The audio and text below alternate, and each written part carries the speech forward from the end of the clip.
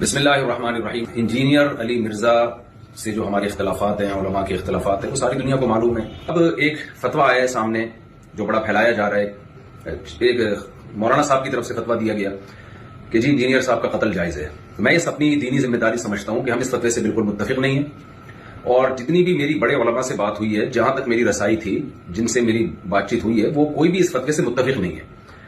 تو لوگ اس فتوے کو علماء کا متفقہ فیصلہ نہ سمجھیں، کیونکہ ہمارے ملک میں پہلے قتل و غارت بہت ہوئی ہے۔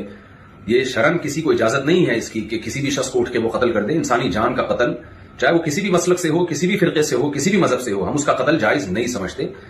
پاکستان میں قانون بنا ہوا ہے کہ کوئی بھی صحابہ کرام کی بے ادبی کرتا ہے یا گستاخی کرتا ہے تو قانون بنا ہوا ہے۔ تو یہ سپریم کورٹ کا کام ہے، ہائی کورٹ کا کام ہے، جج کا کام ہے کہ وہ یہ فیصلہ کرے کہ کون گستاخ ہے اور کون گستاخ نہیں ہے، اور اس بیس پہ جو بھی پاکستان کا لا ہے، قانون ہے، وہ نافذ ہونا چاہیے۔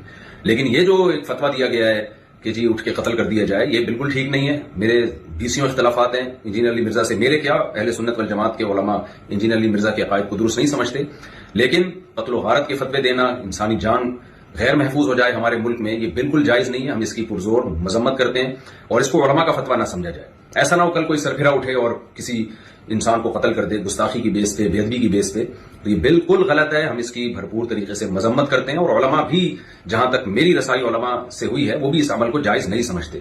تو ملک میں امن کی کوشش کریں اور دلائل کی دنیا میں رہ کے ہی بات کی جائے گی، اس سے آگے بڑھنے کی کوشش نہ کریں، قانون اپنے ہاتھ میں لینے کی قطعاً کوشش نہ کریں۔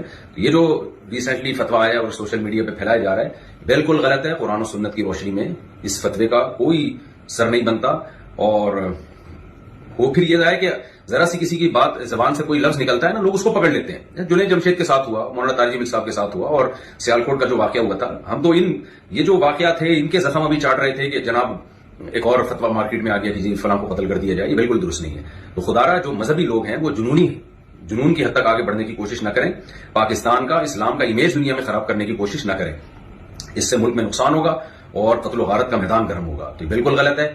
لہذا میں ابھی نیچے آیا ہوں گھر سے اتر کے، صرف اس کلپ کو ریکارڈ کروانے کے لیے، کیونکہ مجھے نہیں معلوم تھا کہ اس طرح کا سوشل میڈیا پہ کوئی فتویٰ پھیلایا جا رہا ہے۔ تو دیگر علماء سے بھی میرا مشورہ ہوا، تو سب کا یہی مشورہ تھا کہ ہمیں فوراً اس کے خلاف ایک بیان ریکارڈ کروانا چاہیے، اس فتوے کے خلاف۔ یہ علماء کا فیصلہ ہرگز نہیں ہے، نہ قرآن کا ہے، نہ حدیث کا ہے، اور نہ علماء کا فیصلہ ہے۔ اس سے ملک میں فساد پھیلتا ہے، اور اللہ تعالیٰ فساد پھیلانے والوں کو پسند نہیں کرتے۔